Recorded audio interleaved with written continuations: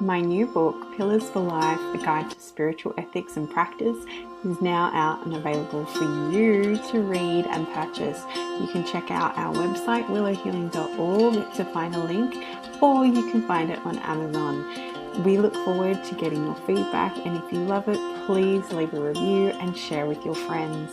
Now it's time for the show.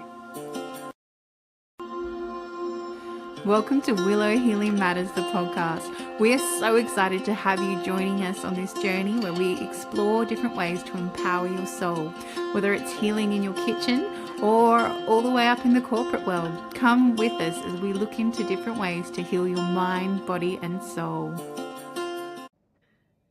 Hey everyone, it's Catherine Cristani, and today I am joined by Dean Sykes with a very special episode of Willow Healing Matters, because this month is actually Mental Health Awareness Month, and today Dean is joining me to talk about a hard topic that often people don't want to hear about, which is teen suicide. So let me tell you a little bit about Dean, and then we're going to dive into the topic. If you are sensitive to this information, please be mindful, and you can choose to listen or you can choose to skip this episode, but I hope you listen, especially if you have children, so you're aware of signs to look for.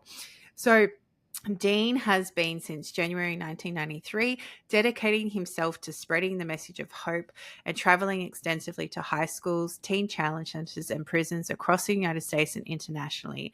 To date, he has participated in over 4,200 events, delivering the empowering You Matter message to millions of teenagers. In addition to his outreach initiatives, Dean hosts You Matter Television, a national broadcast, and engages with tens of millions on social media annually.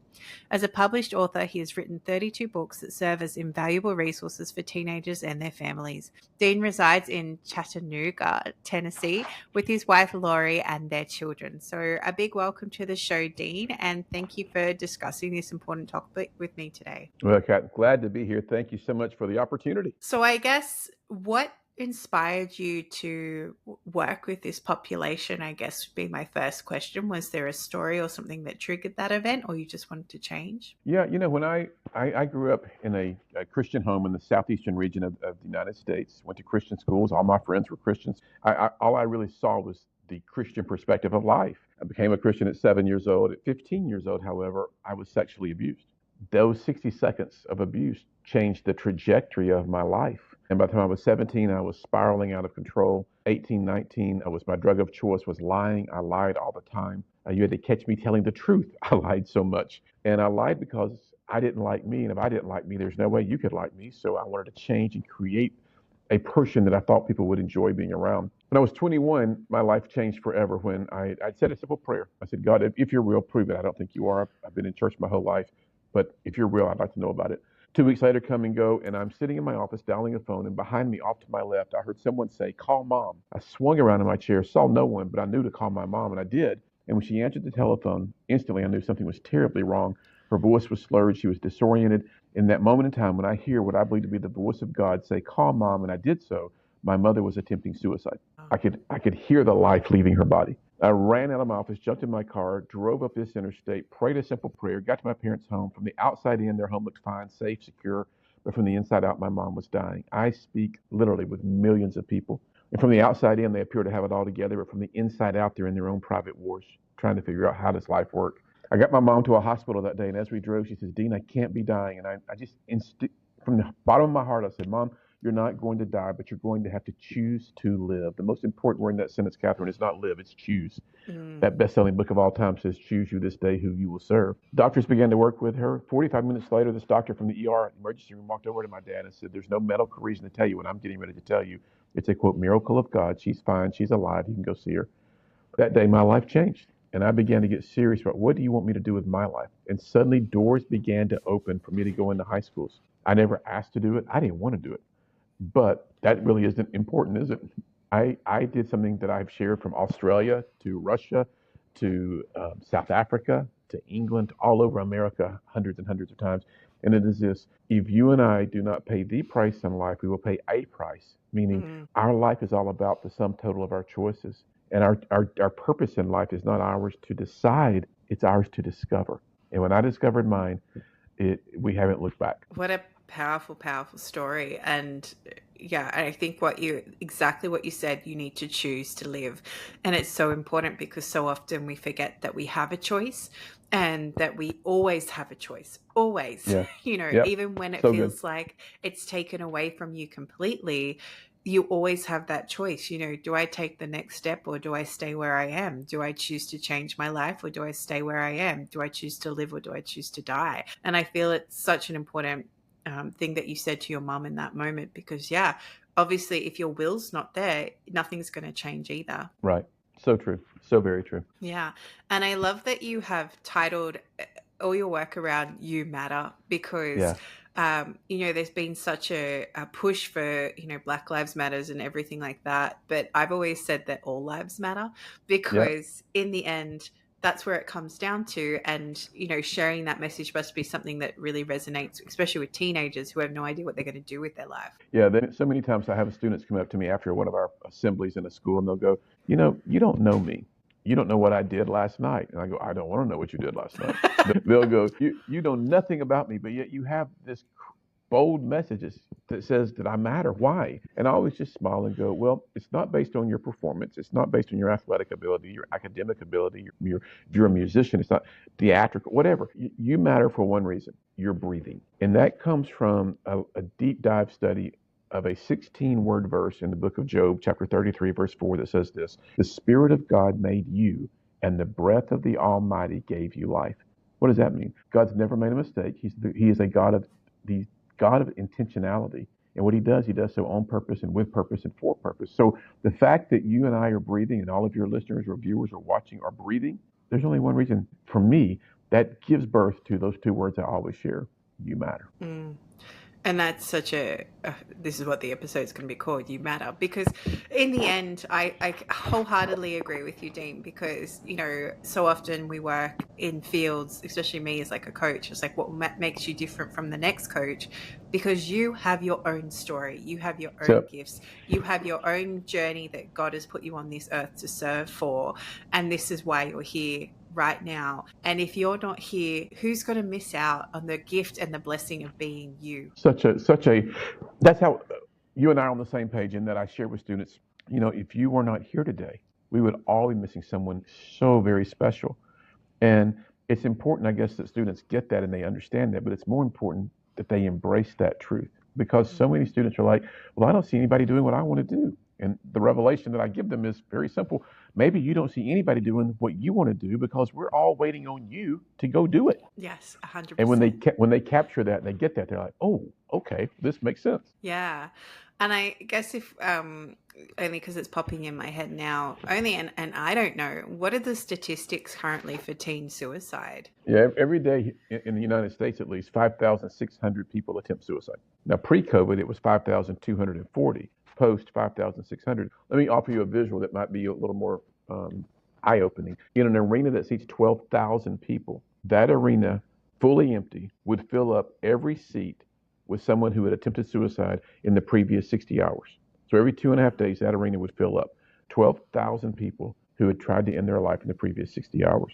There's a tremendous connection between teenage suicide and young people who do not feel seen and who do not feel heard. There's an even greater connection between suicide and social media. The average teenager will spend 9 hours a day on their device. And I was like, there's no way. So I grabbed my phone the other day and I went to TikTok and I just started scrolling. 48 minutes later, I looked up and I thought, well, where did those 48 minutes go? It's addictive. And so, for us, we utilize social media for our outreach and our content. And in the last 24 months, we've had 151 million views of our videos. So we're very thankful for that. But here's what I tell students. Every school I go into, students come up to me and they go, hey, I watch your videos. I'm like, thank you. Please keep watching. I appreciate you letting me know. But here's what I tell them. We count our views, not our likes. Why? If you're still counting likes, you have no idea how much you're loved. Your value cannot be derived from somebody liking something you do on social media. Yeah, exactly. And I think that's such an important distinction, is we're being thrust into this culture where we think our worth is measured on the responses that we get from the posts that we post. And it's almost like you can default into that original identity that you started with, Dean, as a teenager, of lying about who you are, because so often we only see the bright and shiny posts. We don't see the Right. hurt, we don't see the vulnerability. People just post what you want to see. And it's funny because when you start to look beneath the masks, well, that's one of my gifts. I can see straight underneath people and their smiles like this. I'm like, Yep. they're not happy. You know, Right. like, and you can, and everyone's like, oh, that's such a nice photo. I'm like, oh no, they're so depressed. They're like, what are you talking about? And I'm like, look at them. They're not lighting up. There's a difference between Mm. a smile that's a genuine lit up smile versus the one that Yeah. is forced and the one that is created. And, I have a friend and he asked people, how's your mental health today? Because it stops people defaulting into that, how are you? And just saying, Yep. I'm good. And it actually gives Yep. them a moment of pause. And, It because does. that, like you said, even with the doom scrolling, that's what my coach calls it, doom scrolling, you get sucked in and you have to be really careful about what your brain's taking in as well. And teenagers don't think that way. They just follow whatever they're meant to follow and whatever pops up in their feed. Whereas I'm really conscious of it and I'm like, nope, unfollow, or like hide that Hmm. ad or whatever. So don't have that in my field. Whereas when you're a teenager, you just kind of want to fit in and find a way to belong, because in the end, we're human and we want to feel like we belong. Well, the connection is just so deeply desired, and what teenagers may or may not understand is those algorithms on social media. Once you start looking at Mm, a video for 3, 4, 5 seconds, you're just opening yourself up to an entire plethora of similar videos, similar yeah. content. And so I really believe this, Catherine, that the Bible says that all things were created by God and for God. So I believe He created the internet. I believe He created social media. The enemy comes in and twists everything, and so I believe it can be used for good. I mean, look what we're doing today. Agreed. We're talking about stuff, and we're maybe taking some of the stereotypical junk around this issue and seeing it diminish somewhat, because one of the greatest verses in the Bible says this: open communication permits progress. So I have a lot of parents who say to me, well, I don't know how to talk to my kids. Mm, Well, that's concerning, but okay. Um, how about just starting with questions? How was your day? Fine. Okay, well, you got to go deeper. Why was it fine? One of the things that my wife and I did early on with our kids as they were growing up, we would all sit around our farm table in our home and we would ask them, what was your high today individually? mm, What was your low today? And still today, even though our kids are grown and have families of their own, when we all get together and we'll still recently, just I remember we went around the room. What was your high today? What was your low today? And it actually just engages conversation. mm, And why is that important? One of the things I see with students is, they talk about the home life and how there's no communication, there's no connection. And I hear a lot from young people about, well, my dad does this. And there's a difference between a dad and a father. Dads give us what we want, but fathers give us what we need. mm. And so I see this real need out there for men who are fathers, who've got kids, to truly be a father. And when you see the students that I see and the numbers of students that we get to see, um, it grabs your heartstrings, because what they're really searching for is they want someone to tell them that I believe in you. You can do Mm. this. You've got the potential to do this. And they're not really hearing it, because most parents, if they spend time with their students, their kids, their teenagers, they're trying to be their best friend. They don't Yeah. want to make them mad. They want to keep the peace in the home. We have to get beyond that. You're not supposed to be your teenager's best friend right now. You're supposed to be their parent. Be their best friend in 10 years, but not right now. Yeah, and even that's such an important point, because there's I've been talking about over the last week or so, saying your powerful no, especially to your children. There's been this fear about saying no to them, but they need boundaries, they need routine. And even the other week, I said my son was asking something. I said no, and he's like, "What?" And it was just such a no, like a no. And I said, "No, you know what your chores are, your responsibilities. You haven't done any of those. So come back to me once you've done all that, and then we can have a discussion about this." And he just went, huh. And he quietly went off and did everything. And he And did came everything. back and he did everything. I didn't even argue. I was just like, it was just a no. And, from working with years with children, so my background's as a speech language pathologist, for working for years with children, so often it would be saying to the parents, like, well, have you actually asked them what's going on? And they're like, Mhm. what? I can't do that. I'm like, you don't have to be a detective. You just have to Right. have a conversation, and create a space where they feel safe enough to come and talk to you, and even you can start it, like you said, with the dinner table conversation. I have like a little happy journal that I do with my Mm. son each night, and we talk about, it's like questions like, what are you grateful for? What do you love about yourself? But it's all about reflecting on who you are and coming back into that. So then you can have those conversations later. And if your child's already a teenager, it doesn't mean that you're completely shut out, but actually ask No. them about their music, ask them about something they're interested in, and then segue that into figuring out what's going on. Because if you're talking to them about, you shouldn't be listening to that music, well, then you're not actually seeing them for who they are. Yeah. Yeah. Yeah, And you've lost them. exactly. They will absolutely tune you out. And for the parents who ask, how's life, and your kid always says everything's fine, you might want to do a deep dive, because odds are it's not. It's just a safe answer that students universally give, that everything's not fine. They're searching for purpose. They're searching for meaning. They're searching for deep level connection. They may not say it. They may not act like they want it, but deep down they do. Yeah, personally, I got sick of my mother particularly, not listening to what I had to say. So she would ask me what I was doing, and I said, I'm going fishing, because I'd already told her, and she Right? just didn't listen. And so she's like, what do you mean you're going fishing? I said, well, I already told you the real answer, but I thought you'd actually listen then. So I was reverse parenting, right? Yep. Yep. you I know, get it. and sometimes you need to do that with children too. You just need to say something so shocking. I used to Mm. have little clients come in going, oh, I hate this. I said, yeah, I do too, but we have to do it. And they're like, oh, gosh, she Yep. gets it. And Yep. I was like, yeah, I'm Yep. not discounting your hate. It's horrible. I don't want to do it either, but we got to do it. Let's just But get we it got to done. do it. And sometimes they just, like you said, they just want to be heard. They just Yeah. want to be seen. They just want to be heard. And so often, taking at face value that fine, that's not work. And going through their room and reading their diaries, that is just going to break the trust. You're going to have Yep. nothing to come back from that, especially as a parent. So true. One of the greatest reasons I believe that the Lord really blesses what we do is I have never, in over 4,200 events, walked into a place and talked to an audience. I talk with teenagers, and I tell them up front, I'm not reading a speech. I have a microphone in my left hand and a bottle of water in my right, and I walk and talk. And I tell them, I'm not here to talk you into something. If I could talk you into something today, somebody so much better than me could talk you out of it. I'm here to offer you what I believe to be truth. And the cool thing about truth, it's always truth. Yeah. And they respond. When they realize they're not being talked to, but invited into a conversation, man, their guards go down immediately. They engage. And by the time our assemblies or chapel services are over, we have seen a significant move of God's Spirit where people's lives are totally transformed. I haven't had a job since I was 26 years old. I love what I get. I get to do this, and I'm so thankful for it, because it's a journey that will continue on, and it's why I wrote this book. It's an important, we believe, aspect of our ministry, because we unpack not only that you do matter, we unpack why you matter in the book, and it's a short read. It's 100 pages, and it is.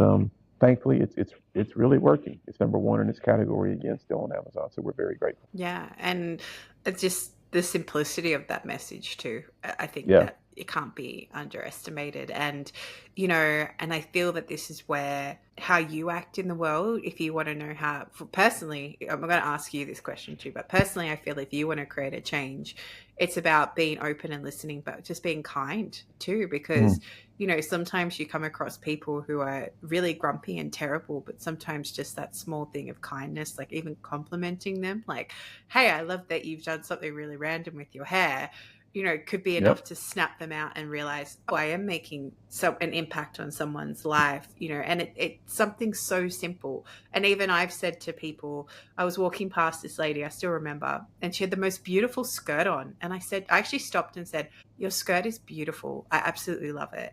And she was like, oh, thank you. And I walked away and I came back because I had to go buy something. I came back and she was there gushing to her friend. She goes, oh, my day is so much better. This lovely lady just came and said how nice this skirt was. And I felt so special. And and I was like, wow, clearly she needed that in that moment, so trusting that message of whether it's from God or your intuition or your inner knowing or whatever resonates if you're listening, and just say what you need to say. Don't be afraid of that, because sometimes people need to hear it in itself too. That is so good, and I could not concur more. It's people are looking for a place to belong, Mm-hmm. and when someone walks into their life like you and you say compliment a skirt, I mean that didn't cost you anything, a few seconds of your life, but it obviously made an impact on a person who needed maybe to be impacted that day. So I look for the seemingly smallest opportunities and leap toward them as given the opportunity to do so. Yeah. Even simple things like holding the door open for Hmm. somebody or the Yep. lift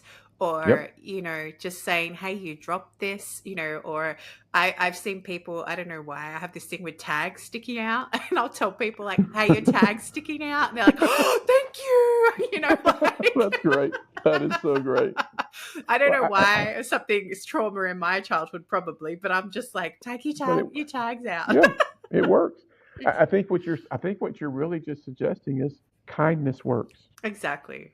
And if we can Exactly. just kind of love God and love people, I think we'll be okay. Yeah, 100%. Do you have any other tips that you share with parents or with teenagers who are struggling with life, essentially? Yeah, I basically, one of the number one things I always share is if you do not deal with your emotions will deal with you. They don't Oh, just magically disappear, yes. right? Yes. So Yes. don't be afraid to go onto a deep dive and understand. For me, I went to Christian counseling, and it's a conversation that lasted 11 years, and it was transformative for me. I mean, I still carry in my iPad, I still carry 11 years of notes, and I'll go back and review them. I often share that the opportunity of a lifetime must be acted upon in a lifetime of that opportunity. When you see an opportunity and it's for you, act on it. I share that don't let yesterday rob you of today and tomorrow because yesterday ended last night. Tomorrow's not yet here. We've been given this gift called today. Understand that when you look in the mirror, in fact, if my hand is a mirror, I'll ask students, do you see what God sees when you see this mirror? Sadly, most don't, but you can because it is an absolute, again, deep dive into truth that never changes. And then I culminate everything we do with a very simple message that says this: you were created on purpose, with purpose, and for purpose. And because you're breathing, you matter. Oh, 100%. I got goosebumps. That is so Okay. beautiful. So beautiful.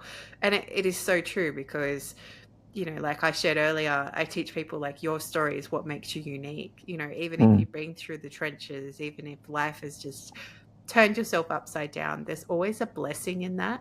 And when you can see the blessing in that, you know that you can move on and share that with other people because the universe or God will always send you people who are 10 steps behind you. And I say hmm this with clients: how often do you go learn something or you'll hear something, and then within a few days, people need that information That's from right. you, Yep. or you Yep. need to share it as well? And if you weren't here and you weren't existing, you wouldn't have got that message and you wouldn't have been able to pass it on and change that person's life. And It's yeah, so yeah. true. I would just say this is one of the things I share with students who really dealt with suicidal thoughts, or even those who have attempted it. And it's a very basic truth. God did not need your help getting into this life, nor does He need your help getting out of it. When it's your time to go, you'll go, but don't go because life gets too hard. And for those maybe who are listening, maybe you've had someone in your life go. I don't say that flippantly.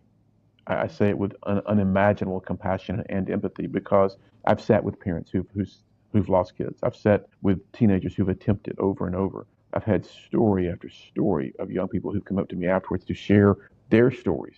And I always say, you know what? You were kind enough to listen to me. As long as I can stay here, I want to hear your story. And they just unpack it. And I'll close my part with this, Catherine, saying this. You don't have to be standing in front of a microphone or have TV cameras or media cameras on you to be effective and impactful in what you do in life.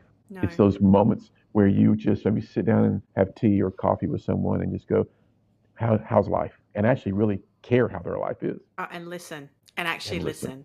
Yep. Yeah. And I feel that's such an important message, Dean, too, that, sometimes, and even if you can't help that person in that moment, you probably know somebody who can, Mm-hmm. even, I've been so blessed with so many amazing guests on this show.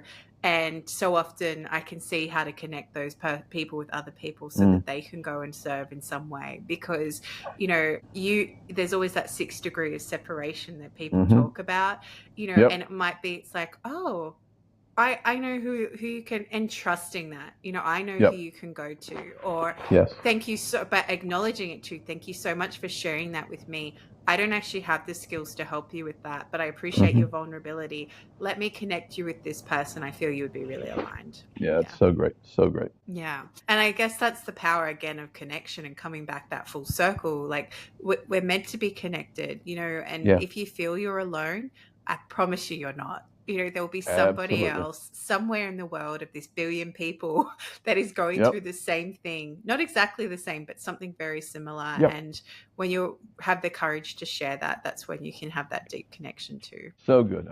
Couldn't agree more. Totally agree. Dean's like, she's doing the job for me. Perfect. That's great. That's great. And as we start to finish our time together, Dean, I guess in Australia, if anyone's listening to this and they're thinking about suicide, I need to say that there are people you can talk to. So we have Lifeline in Australia, and the number's 13 11 14. You can call it at any time if you're in crisis, if you need support through thinking about suicide. Please call the number, talk to somebody. It's really important. If you don't have anyone in your life, there's always someone at the other end of the phone.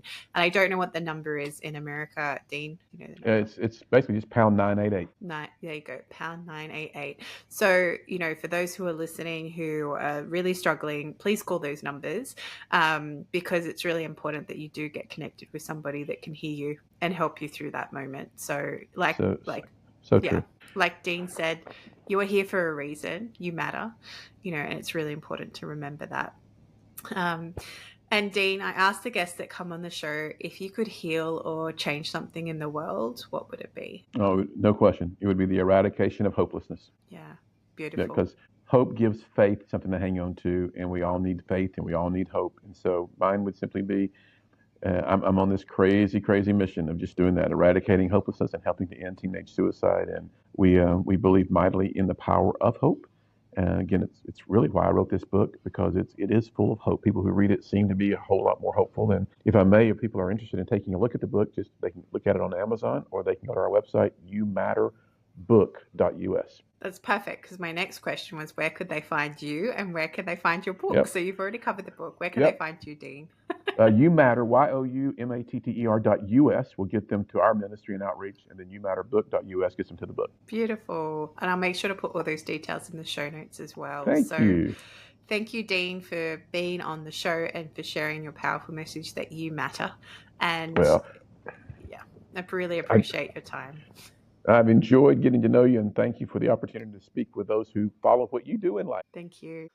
Thank you for listening to Willow Healing Matters, the podcast. We have so much love and gratitude that you have taken the time out of your day to empower you on your healing journey.